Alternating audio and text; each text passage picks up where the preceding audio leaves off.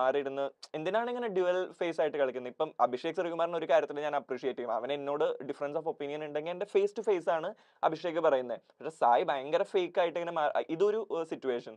അത് കൂടാതെ വേറൊരു സിറ്റുവേഷനിൽ ജിൻഡോ ചേട്ടൻ എന്നെ ടച്ച് ചെയ്തു എന്ന് പറഞ്ഞിട്ട് ഒരു സിറ്റുവേഷൻ ഉണ്ടായിരുന്നു.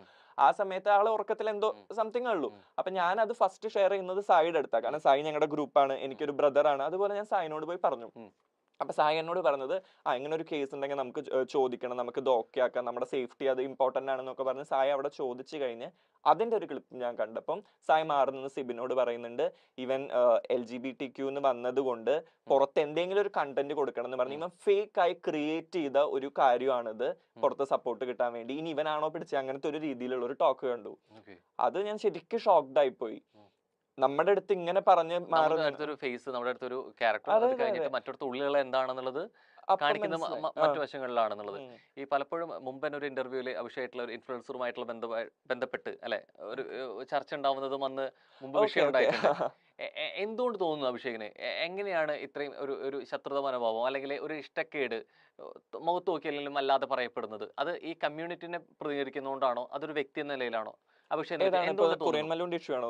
അതാണെങ്കിലും ഇപ്പോ ഇത്തരത്തിൽ ഇപ്പൊ സായി പറഞ്ഞുള്ള വിഷയമാണെങ്കിൽ സായിയുടെ ഇഷ്യൂ എന്താണെന്ന് എനിക്ക് സത്യത്തിൽ എനിക്ക് ഇപ്പോഴും അറിയില്ല. അത് എനിക്ക് സായിനോട് മേ ബി നേരിട്ട് സംസാരിച്ചാൽ മനസ്സിലാവുള്ളൂ. പക്ഷെ എനിക്ക് സംസാരിക്കണം എന്നില്ല. കാരണം ഇങ്ങനെ ഒരു ക്യാരക്ടർ ഉള്ള ഒരു വ്യക്തിയോട് എനിക്കിനി ഫ്യൂച്ചറിലായാലും ഫ്രണ്ട്ഷിപ്പ് വെക്കാനോ ഒന്നിനും ഒരു താല്പര്യം. ഞാൻ ഇത് കണ്ട നെക്സ്റ്റ് ടൈം ഞാൻ ചെയ്തത് ഇൻസ്റ്റയിൽ ഞാൻ സായിനെ ബ്ലോക്ക് ചെയ്തു. എനിക്കിനി സായിനെ കാണുമ്പോൾ നമുക്ക് മനസ്സിലാവും ഒരു ഹേറ്റഡ് അല്ലേ വരുന്നത്. അപ്പൊ എനിക്കിനി ഒരു എക്സ്പ്ലനേഷൻ വേണ്ട, എന്താന്നുള്ളത് നമ്മൾ കണ്ടിട്ട് ആൾക്ക് എന്താണ് ഇതിനെ പറ്റി പറയാനുള്ളത്. നല്ലൊരു പക്ഷെ ഇങ്ങനെ സംഭവം അഭിഷേക് കണ്ടു എന്നുള്ളത് സായിക്കും അറിയണ്ടാവില്ല അല്ലെ? കൃത്യമായിട്ട് രണ്ടുപേരും പുറത്തുണ്ട്. ഇപ്പൊ ഇതൊരു സംസാരിക്കണം, എന്തുകൊണ്ടാണ് ഞാൻ അത്രയും ബ്രദർ ആണെന്നുള്ള ഒരു ആ രീതിയിലേക്കാണ് കണ്ടതും സംസാരിച്ചതും.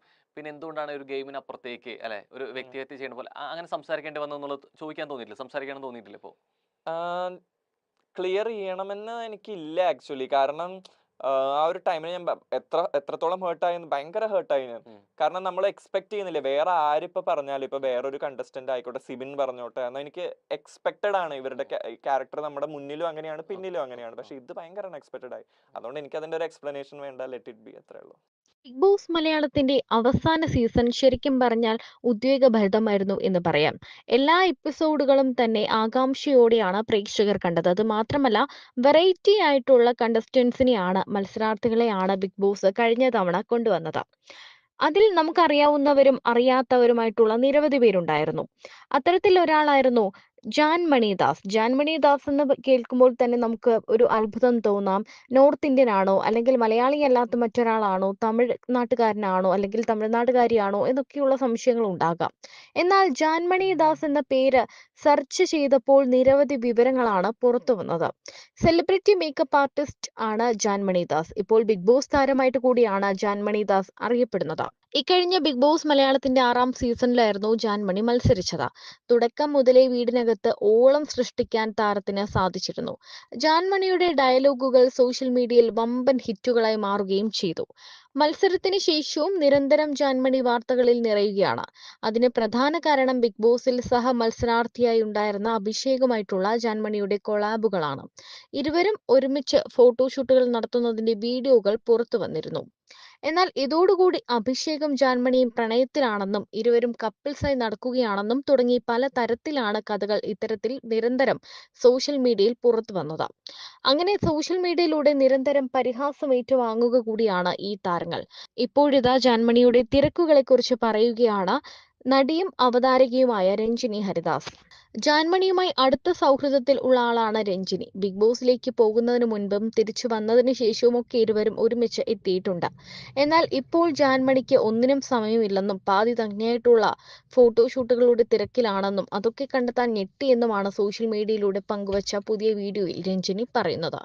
രഞ്ജിനിയെ ജാൻമണി മേക്കപ്പ് ചെയ്യുന്ന വീഡിയോ ആയിരുന്നു രഞ്ജിനി പങ്കുവച്ചത്. പിന്നാലെ മേക്കപ്പിനൊന്നും സമയമില്ലാത്ത അവസ്ഥയിലേക്ക് കൂട്ടുകാരി എത്തിയതിനെ കുറിച്ചും രഞ്ജിനി പറയുന്നു. ജാൻമണി ഇപ്പോൾ ഭയങ്കര തിരക്കിലാണ്. മേക്കപ്പ് ഒക്കെ ചെയ്തു തരാനൊന്നും സമയമില്ല. കൊളാബ് ചെയ്യാൻ മാത്രമാണ് അവർക്കിപ്പോൾ സമയമുള്ളത്. എവിടെ നോക്കിയാലും ജാൻമണിയും അവളുടെ പുതിയ ബോയ് ഫ്രണ്ടും മാത്രമേ ഉള്ളൂ. അവർ കൊളാബ് ചെയ്തുകൊണ്ടിരിക്കുകയാണ്. എനിക്കതിൽ സന്തോഷം മാത്രമേ ഉള്ളൂ. പക്ഷേ ഈ കൊളാബറേഷന്റെ ഷൂട്ടിന്റെ സമയത്ത് എന്തിനാണ് നീ പാതി നഗ്നയായി വന്നതെന്ന് രഞ്ജിനി ജാൻമണിയോട് ചോദിക്കുന്നു. ആദ്യം കണ്ടപ്പോൾ തന്നെ എനിക്ക് താങ്ങാനായില്ല.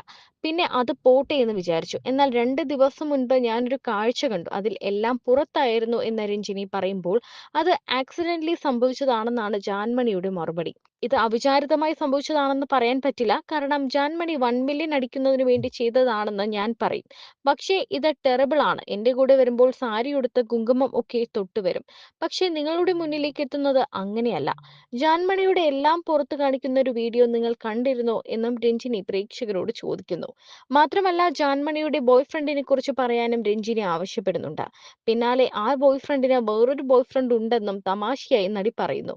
ഇവരൊക്കെ എന്താണ് ചെയ്യുന്നതെന്ന് തനിക്കറിയില്ലെന്നും തമാശയായി രഞ്ജിനിയും ജാൻമണിയും പറയുന്നുണ്ട്. ഇപ്പൊ അല്ലാത്ത ലൂസ് ടോക്സ് ടൈമിൽ ഉം. ഭയങ്കര തല്ലൂട്ടുണ്ടാക്കുക, മേ ബി ഫേക്ക് ആയിട്ട് കണ്ടന്റ് ക്രിയേറ്റ് ചെയ്യുക, അല്ലെങ്കിൽ കണ്ടന്റിന് വേണ്ടി കണ്ടന്റ് ഞാൻ ചെയ്തിട്ടില്ല. അത് ഉം. എനിക്കൊരു റിയലൈസേഷൻ ഉണ്ട്. അപ്പൊ ഒരു ബിഗ് ബോസ് എന്ന ഷോയിൽ മേ ബി അവർക്ക് ആവശ്യം ഉം. കുറെ കണ്ടന്റും കുറെ അങ്ങനെ ആയിരിക്കും. ആ രീതിയിൽ ഉണ്ട്. ഇപ്പോഴും ഈ തുടങ്ങിയ മുതൽ തൊട്ടിട്ട് കുറെ കേൾക്കുന്ന കാര്യമാണ് സ്ക്രിപ്റ്റ് ആണെന്നുള്ളത്. ഇതിനപ്പുറത്തേക്ക് എഡിറ്റഡ് ആണെന്നും പറയുന്നു. ഈ അഭിഷേക് അവിടെ എത്തുന്ന സമയത്ത് കൃത്യമായിട്ട് ആരെയാണ് ടാർഗറ്റ് ചെയ്യേണ്ടത്, അല്ലെങ്കിൽ ഇത്തരത്തിലാണ് ഗെയിം പ്ലാൻ ചെയ്യേണ്ടത്, ഇപ്പൊ അഭിഷേക് ഉദ്ദേശിക്കുന്ന രീതിയിലായിരിക്കില്ല അവിടെ നിന്ന് കിട്ടുന്ന നിർദ്ദേശം. അത്തരത്തിൽ ഈ ക്രൂവിന്റെ ഭാഗത്തുനിന്ന് ഇല്ല ഇല്ല നിർദ്ദേശം വന്നിരുന്നോ? ഇല്ല, ഒരു നിർദ്ദേശവും എനിക്ക് ആരും ടാർഗറ്റ് ചെയ്യാനൊന്നും പറഞ്ഞിട്ടില്ല. ഇല്ല. ഇല്ല. ഈവൺ അവരൊരു എന്താ പറയാ, ഇൻഡയറക്റ്റ് വേയിൽ പോലും എന്നോട് പറഞ്ഞിട്ടില്ല. എന്നോട് പറഞ്ഞ അതിനകത്ത് പോയി നല്ല ഫയർ ആയിരിക്കണം, ആ ഒരു വേർഡ് മാത്രമേ എൻ്റെ അടുത്ത് പറഞ്ഞിട്ടുള്ളൂ. ഉള്ളൂ. പിന്നെ എന്തുകൊണ്ടായിരിക്കും ഇപ്പോഴും ഈ സീസണിൽ എത്രത്തോളം ഈ ആരോപണങ്ങൾ പിന്നീട് അല്ലെങ്കിൽ തുടരെ ഇത് ഉയരാനുള്ള ഒരു കാരണം എന്തുകൊണ്ടായിരിക്കും? പുറത്തു വരുമ്പോൾ തീർച്ചയായിട്ടും അത് കേട്ടിട്ടുണ്ടായിരിക്കുമല്ലോ. ഓക്കെ, ഏത് ആരോപണമാണ്? പ്രത്യേകിച്ച് സിബിൻ പറഞ്ഞൊരു വിഷയമുണ്ട്, അതിനകത്ത് നിന്നിട്ട് നിങ്ങൾ കൃത്യമായിട്ട് ഒരാൾക്ക് കപ്പ് പദ്ധതിയാണെന്നുണ്ടെങ്കിൽ പുറത്തു പോകുന്നുള്ളത്. ശരിക്കും അതിനകത്ത് നിന്നൊരാൾക്ക് അങ്ങനെ ഫീൽ ചെയ്തിട്ടുണ്ടോ? എനിക്ക് പേഴ്സണലി അങ്ങനെ ഫീൽ ചെയ്തിട്ടില്ല. സിബിൻ എന്തുകൊണ്ടാണ് അങ്ങനെ പറയുന്നതെന്ന് എനിക്ക് കറക്റ്റ് അറിയാം. അങ്ങനെ ഒരു ഫേവറേറ്റിസം അങ്ങനെ ഒരാളോട് കാണിക്കാൻ എന്തായിരിക്കും അതിന്റെ ബാക്കില്? എന്താ, ജാസ്മിൻ പൈസ കൊടുത്തു അങ്ങനെയാണോ ഉദ്ദേശിക്കുന്നത്? അങ്ങനെയെങ്കിലാണ് ഇവിടെ പലപ്പോഴും അഖിൽ മാരാർ പറഞ്ഞ വിഷയങ്ങളിലോട്ട് നിന്ന് വരുന്നത്. ഇപ്പൊ കാസ്റ്റിംഗ് ആവശ്യമാണെന്നുണ്ടെങ്കിലും ഈ പണവുമായി ബന്ധപ്പെട്ട് പല വിഷയങ്ങളും വരാറുണ്ട്. ശരിക്കും മെഡിസിൻ വിഷയത്തിൽ തുടങ്ങി എത്തി നിൽക്കുന്നത് വേറൊന്നിലൊക്കെയാണ് അല്ലെ? അത്തരത്തിലെ ഈ സ്വയം താല്പര്യങ്ങള് അങ്ങനെ ശരിക്കും ഈ ഫേവറിസം കാണിക്കുന്നുണ്ടോ കണ്ടസ്റ്റൻസിനോട്? എനിക്ക് അങ്ങനെ ഫീൽ ചെയ്തിട്ടില്ല. അങ്ങനെ കാണിക്കാനാണെങ്കിൽ ഇല്ല, അങ്ങനെ എനിക്ക് ഫീൽ ചെയ്തിട്ടില്ല. ഇല്ല. ഈ മെഡിസിന്റെ ഇഷ്യൂ ആണെങ്കിൽ തന്നെ മെഡിസിൻ നമ്മൾ കഴിക്കണോ വേണ്ടയോ എന്ന് തീരുമാനിക്കേണ്ടത് നമ്മുടെ ഡിസിഷൻ അല്ലേ. ഇപ്പൊ ഒരു ഡോക്ടർ എന്ത് മരുന്ന് കിട്ടിയാലും അത് മേടിച്ച് കഴിക്കാന്നല്ലല്ലോ, നമ്മൾ അത് എന്താണെന്ന് നോക്കിയിട്ടല്ലേ. അപ്പം അതിലും ഞാൻ അഗ്രി ചെയ്യുന്നില്ല.